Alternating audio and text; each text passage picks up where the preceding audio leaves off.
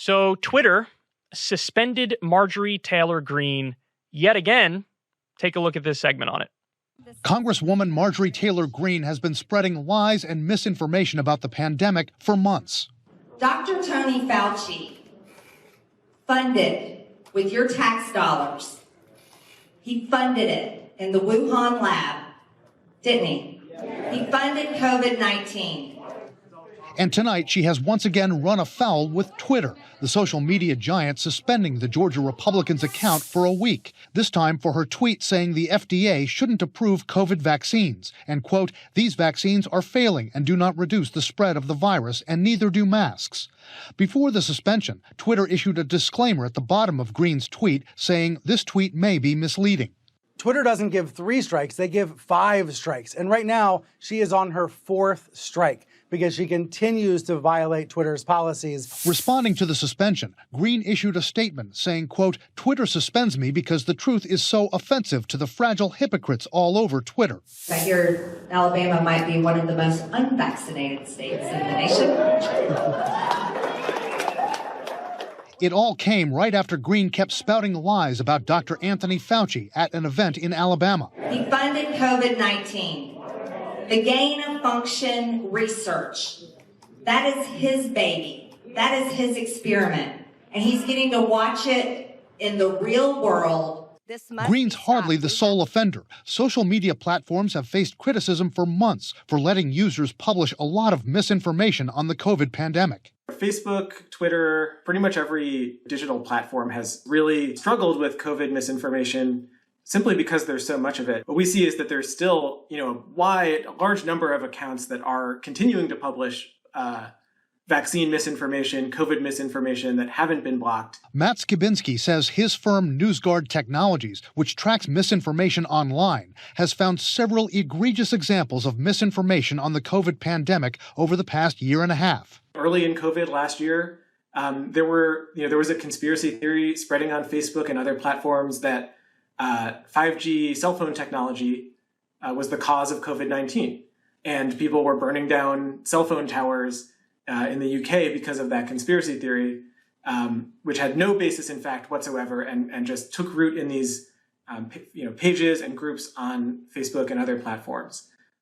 The Biden administration has criticized the social media giants for not doing enough to block COVID misinformation. President Biden, after saying last month that Facebook and other platforms are, quote, killing people, later walked that comment back. His Surgeon General acknowledged that while Facebook, Twitter, and others had made some effort to block or reduce COVID misinformation, that it's not enough, that we are still seeing a proliferation of misinformation online. And we know that health misinformation harms people's health. It costs them their lives. We reached out to Facebook and Twitter for a response to the criticism that they're not doing enough to stop COVID misinformation. Twitter didn't respond specifically, but has recently cited its policy that false or misleading claims may not be shared on Twitter, and it can and does label those tweets misleading, sometimes deletes tweets or suspends accounts. Facebook told us in a statement the criticism negates their proactive efforts to fight misinformation, that Facebook has actually removed 18 million pieces of COVID misinformation, has labeled over 167 million pieces of false content, and has connected over 2 billion people with good information on the pandemic.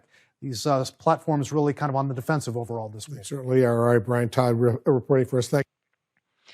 So there's a lot of stuff to say about this, and it's actually super nuanced, so let's roll through it. First of all, Marjorie Taylor Greene on the substance is 100% wrong. I think she's just a colossal moron. I don't even think that's controversial to say at this point. Time and time again, she says the silliest things, believes the most insane things, and is like overly cocky and arrogant, which is really, it's so weird to watch somebody who's like wrong about everything and arrogant about it. It's one thing if you're wrong and you're humble. It's another thing if you're like arrogantly incorrect about everything that comes out of your mouth. That's Marjorie Taylor Greene. So this is the third time that she was banned from Twitter, or suspended from Twitter, I should say, because it's only for a week and she'll be back. It was COVID. It was stuff where she claimed COVID was a hoax, or isn't as bad as they're saying. That was one of the things that got her banned. Another thing is stop the steal stuff. So she's all in on like the election conspiracy stuff. And I think she got to Congress. She went the road of like the QAnon types. She went through that road. It's like a QAnon congresswoman. So on the substance of what she's saying, there's no doubt that she's wrong. Now, having said that, we need to call it out. We need to condemn it. We need to fact check it. But having said that, I am not in favor of banning her. I'm not in favor of banning her at all. And look, she comes out and says, you guys know why Twitter's banning me, right? It's because I speak the truth. You're always going to give people a victim narrative if you suspend them. And guess what? It's a legitimate victim complex now. Because she could say, now, she obviously believes she's right, but she could make the argument, like, even if you guys think I'm wrong, just for being wrong, I get banned? Why does it work like that? That's a weird thing to do. We can't have discussions. We can't have conversations. We can't ask questions. And honestly, the response to that would be, if they're being honest, Twitter would be like, yeah, you can't. You can't do that. And think about it.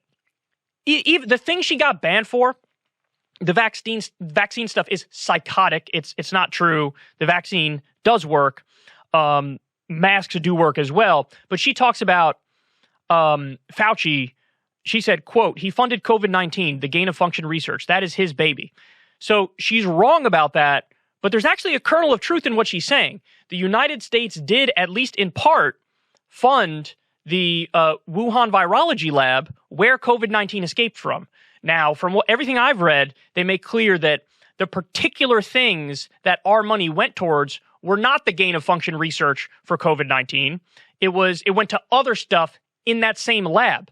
But is it a scandal in and of itself that we are, at least in part, funding the Wuhan virology lab where COVID-19 very possibly escaped from? Now, again, we don't have all the details. We don't know for sure if it escaped from the bat coronavirus lab or if it was from the wet market or whatever the fuck. I'm not going to give a definitive answer on that. But suffice to say, it is not crazy to think that maybe the bat virus came from the bat coronavirus lab. Call me crazy. Jon Stewart made this point a few months ago, and it was hilarious and it was accurate. Of course that's a possibility. Of course that's a strong possibility. Who are we kidding? And yes, the U.S., at least in part, gave some grant money that went to that lab. That's a scandal. The U.S. also engages in gain-of-function research. That's a scandal. The whole point of gain-of-function research is like, let's take these viruses and make them worse, make them more contagious. And then that'll allow us to create the therapeutics and the stuff that we need in order to fight back against it. That's the idea. But it turns out that empirically, if you do this kind of study, it just makes it more likely that one of these viruses is going to escape from the lab. And in this case, it's possible to spread all around the fucking world. So to point out that the U.S. funded the lab, Twitter might have even if she just stopped at that, the U.S. helped fund that Wuhan lab. Twitter might have suspended her for that. And that actually would have been a factual thing to say. So this is the problem. It's the slipperiest slippery slope in the world, or as I said the other day, it's not a slippery slope, it's a slippery cliff, and you just jumped off it. So let's go on here. She said, I have a question for all of you. It's a very simple question. But if you're going to ban COVID misinformation, which is seemingly what they're doing here, there's been a whole thing forever about basically AIDS denialism or HIV denialism. That's most people who are online have at one point or another came across, like, there's a whole subgenre where people say the virus is not what it's made out to be. So will you ban that? Because it's the same thing. It's like virus denialism. Granted, it's a different virus, but it's the exact same thing in principle. So would you ban that? Here's an even more difficult question. If the idea is, hey, the reason you can't do this is because it's dangerous and it's going to be detrimental to people's health to deny the COVID stuff. I think it's true. It is going to be detrimental to people's health. You know what else is detrimental to people's health? All of alternative medicine. You want to ban all talk of alternative medicine? There's a reason why it's called alternative medicine. It didn't make the cut to be medicine. So there's no evidence or very little evidence to back up the claims of the alternative medicine industry. So if you push for that stuff and somebody takes it, you could be harming their health. It's the exact same thing in principle. Should you ban all talk of alternative medicine on Twitter, on Facebook, on YouTube, on all these social media platforms? Serious question. It's the same thing in principle. Listen, I'll go a step further. Do you guys know that the entire supplement industry is not regulated by the FDA? And they've done studies that find that when you get a supplement, usually the thing that it says it is on the label, it is not. and they end up filling these capsules with like rice powder and soy powder, and it's not even the stuff it says on the label. But even if it was the stuff it said on the label, a lot of these things are totally untested and totally unproven, and it's not scientific. So should we ban the entire supplement industry? Serious question. Now, again, I would argue if you're being consistent with your standard of like, we have to ban COVID misinformation because it might hurt people, right? Well, then you have to say no talk of alternative medicine, no talk on any other viruses or diseases. You know, what do you want to do? Set up a separate category where only doctors can talk about it? And what happens if some of the doctors dissent and disagree? What do you do then? Do you ban the doctors who take the less popular position? This is crazy. This is crazy. And if you're going to say you got to ban COVID-19 conspiracy theories, okay, then you want to ban JFK conspiracies? Because the majority of the country thinks he wasn't killed by one gunman, by Lee Harvey Oswald. Do you want to ban 9/11 conspiracies? The list goes on and on. And then if you ban those, what about when you ban conspiracy that actually turned out to be true, like Gulf of Tonkin or Bay of Pigs or the Tuskegee experiment? When you said that at the time, hey, look at what they're doing, people would have laughed you out of the room and said, you're crazy conspiracy theorist. And it turns out it was true. If you said, before we got the Snowden leaks and Glenn Greenwald reported on it, if you said, I think the NSA is spying on absolutely everybody in the country and collecting their metadata, you would have been laughed out of the room. They would have said it's a conspiracy. Should we ban talk of that? The fact of the matter is, guys, there is no such thing as a ministry of truth. Because who's going to fact check the fact checkers? Sometimes they get shit wrong. People have their own biases. So what are we talking about here? I don't agree that you can just ban somebody for having a different opinion, even if the opinion is egregiously wrong. The only thing that people can and should ban after an open process is if somebody does a direct threat of violence, you know, or somebody doxes somebody. But outside of that, you got to let people say whatever the fuck they're going to say. And by the way, she's a fucking congresswoman. You banned her on Twitter. She could turn around and release a press statement through her office. You can't ban her press statement through her office. So she could not say something on Twitter, but an hour later, it could run on the New York Times and it could run on the Washington Post and Fox News, or she could be on TV in front of millions of people. What the fuck are we doing? I don't care about the pressure from people telling you, she's wrong, do something. Tell them to fuck off. Grow a spine and tell them to fuck off. Because the original idea of these social media platforms were simple. It's an open platform. You say whatever you want. That was the original idea. Now it's, don't say almost anything at all that might be slightly off base. So, and final point is this. There was a big article that came out not that long ago about how the FDA approved this drug. I think it was an Alzheimer's drug, but I'm not exactly sure. The FDA approved the drug even after the committee of experts that looked into the drug was like, this doesn't work. The FDA was like, great, we're going to approve it. Now you're like, what the fuck? How does that happen? It happens because of corporate capture of the FDA. You have the pharmaceutical companies giving money to the FDA. That's what you have. And so they end up doing what the pharmaceutical companies want them to do. This was a big story that came out not that long ago. So now I ask the Twitter people, who do you side with in this one? Who do you side with? Because the FDA would say, ban everybody who says it doesn't work. Even though, ban everybody who says, that the drugs doesn't work. So what do? If somebody goes out there, like I just said, and repeats the reporting and says, this shit doesn't work, would you ban me for it? Would you ban somebody for it? What would you do? Because the reporting is clear, but the FDA is also clear. So what do? And by the way, the FDA and the CDC have been wrong at different steps of this pandemic all along the way. Fauci said masks don't work. He said masks don't work.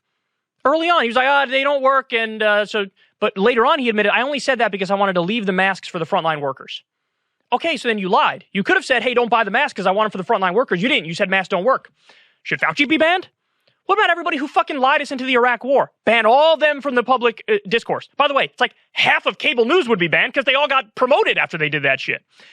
I don't know what you're doing. But you got to fucking stop. Whether it's Facebook, whether it's Twitter, or whatever, Instagram, fill in the blank with whatever social media company you think of or you use, you got to let people talk. Even if and Marjorie Taylor Greene, I have zero sympathy. She's an insane person. And I call her out on this show all the time. But you don't ban people for being wrong. You don't even ban people for being liars. How you like them apples? So it's just the path we're going down is wrong. And the thing that people think is the solution is actually worse than the problem.